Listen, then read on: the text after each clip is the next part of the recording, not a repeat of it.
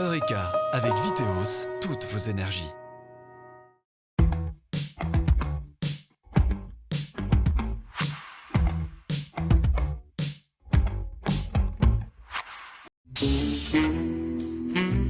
Tiens, l'eau, c'est un peu notre carburant, non?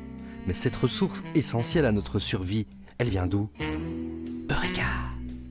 Salut à tous, bienvenue dans Eureka, l'émission dédiée aux différentes formes que peut prendre l'énergie dans notre quotidien. Aujourd'hui, on s'intéresse à l'eau. D'où vient l'eau que nous consommons dans le canton de Neuchâtel? Comment est-elle traitée? Dans quel état sont nos lacs et nos rivières?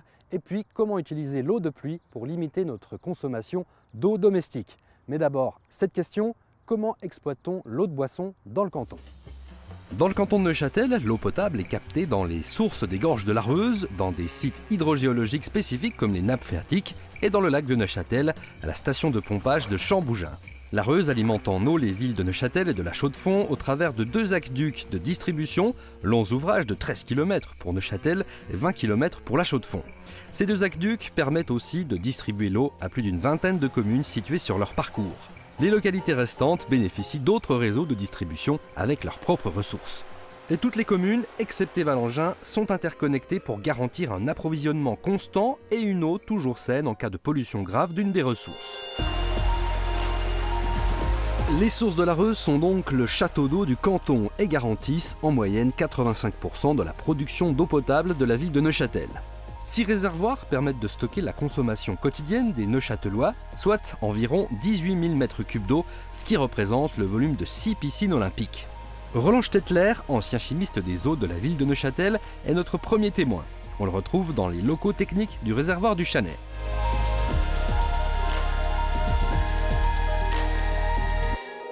On a choisi avec vous le Chanet parce que c'est le réservoir de tête qui reçoit toutes les eaux des sources des gorges de l'Areuse et qui ensuite le distribue plus loin dans les réseaux et dans les autres réservoirs. Depuis quand, ici dans le canton de Neuchâtel, on boit l'eau de l'Areuse? Alors, c'est une très bonne question parce qu'on ne boit pas l'eau de l'Areuse.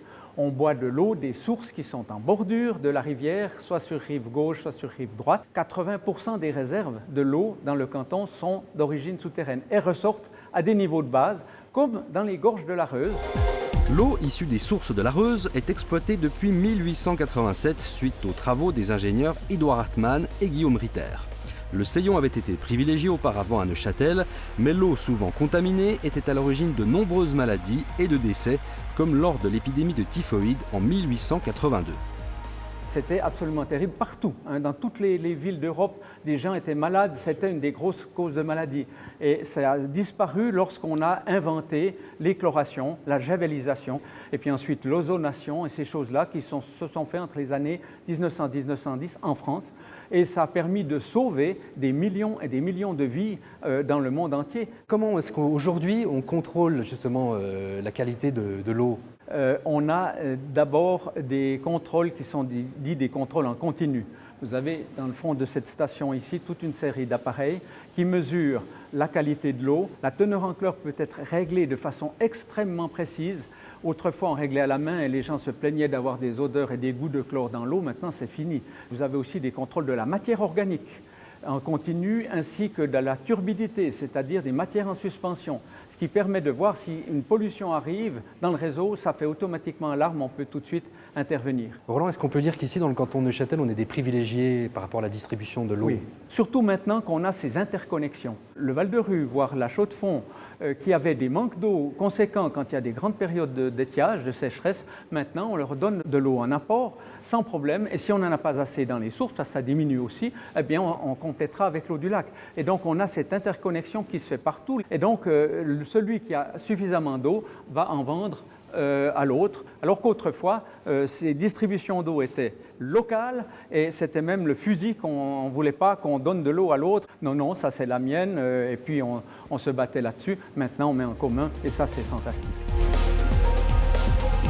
L'accès à l'eau potable n'est donc plus un problème pour nous, même en période de sécheresse. Mais cela ne nous empêche pas de vouloir limiter notre consommation d'eau domestique pour des raisons économiques ou éthiques. C'est le cas de Pascal Fluck, notre deuxième témoin. Ce particulier, grand adepte de l'habitat écologique, récupère l'eau de pluie dans sa maison très respectueuse de l'environnement.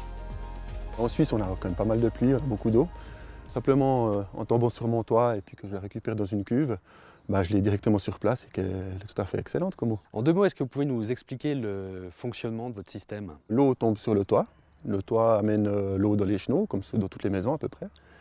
Puis ça descend dans un tuyau qui passe à travers un filtre, qui évite que des feuilles ou des petits déchets d'arbres ou je ne sais quoi qui traînaient sur le toit rentrent dans la cuve. Là on a une cuve de 12 000 litres environ qui est en béton. Je ne voulais pas de plastique. Pourquoi? Parce que le béton en fait il a la propriété de reminéraliser l'eau, ce qui la rend moins dure aussi pour les tuyaux, les machines, etc. Et puis ensuite donc, on a un tuyau qui part de la cuve et qui va jusqu'à la maison où il y a une pompe qui injecte l'eau sous pression dans le système de la maison. Et cette eau, vous l'utilisez pourquoi? Alors nous, on l'utilise pour les toilettes, pour arroser le jardin, y compris le lave-vaisselle que le lave-linge. Et puis on l'injecte aussi dans l'eau chaude. Ça vous permet de faire une grosse économie?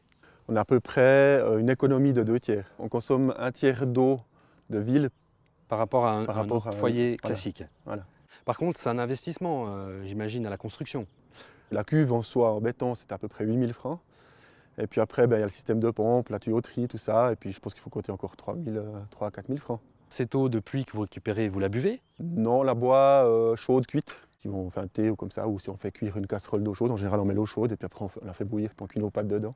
D'accord. Mais on ne la boit pas sous le robinet froid. Vous buvez l'eau du robinet comme tout le monde. Comme tout le monde. Ouais. Et rappelons d'ailleurs que ce n'est pas un poison, on peut la boire sans problème. L'eau du robinet comme tout le monde, oui, tout à fait. Est-ce que vous l'utilisez aussi pour boire l'absinthe? Ça fait longtemps que j'ai plus bu d'absinthe, mais il faudrait que j'y pense. On va peut-être aller s'en boire un petit verre alors. Volontiers. L'eau de pluie, l'eau courante, on en sait donc un peu plus. Mais qu'en est-il de l'état de nos lacs et nos rivières?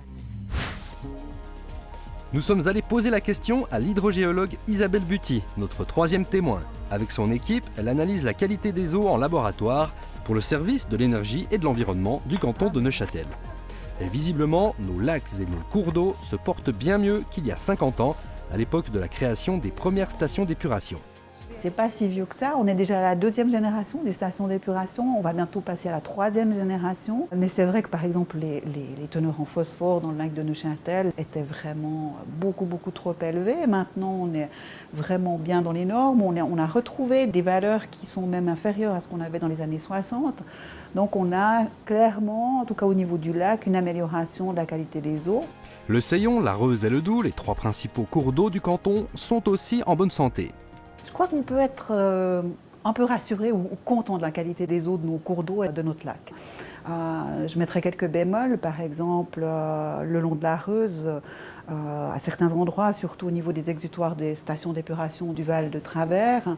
On a également ce genre de problème au niveau du Seillon. Même si la station d'épuration va bien, le débit ne suffit pas à diluer encore ces eaux, donc ça pose problème, surtout en période d'étiage.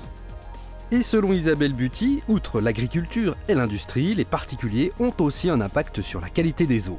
En effet, nous rejetons dans le circuit des eaux usées, souvent sans le savoir, beaucoup de polluants et de micropolluants, présents entre autres dans nos urines au travers des médicaments que l'on ingère ou dans les produits de nettoyage que nous utilisons. Mais alors Isabelle, qu'est-ce qu'on peut faire pour limiter notre impact? Je crois qu'il y a des petits gestes simples. J'entends renoncer au gel douche et prendre une savonnette. Il y a beaucoup moins de micropolluants à l'intérieur. Moi, ce qui me fâche souvent, c'est la couleur bleue qu'on trouve au fond des toilettes. C'est simplement un colorant, des parfums qui sont mis. Et toutes ces substances sont des micropolluants. Peut-être bien lire aussi les modes d'emploi pour l'utilisation des détergents. Je pense à la lessive, quelle quantité de lessive on doit mettre. Et c'est vrai qu'on nous donne des petites dosettes qui sont bien surdimensionnées pour qu'on mette bien trop de lessive dans notre machine à laver. On a encore des phosphates dans les lessives de la vaisselle, mais on en trouve sans phosphate. Alors c'est vrai que les grandes surfaces ont des gammes de produits qui sont beaucoup moins impactants sur les eaux, donc on peut encourager tout le monde à utiliser ce genre de produits. Et pour mieux filtrer ces micropolluants, une centaine de stations d'épuration sont appelées à s'équiper en Suisse d'ici 2022. 2 techniques sont actuellement testées à la steppe de Neuchâtel. Voilà Eureka, c'est fini pour aujourd'hui, mais pas d'inquiétude, on se retrouve dès le mois prochain et on parlera bien sûr d'énergie. D'ici là, restez branchés sur Canal Alpha. Salut!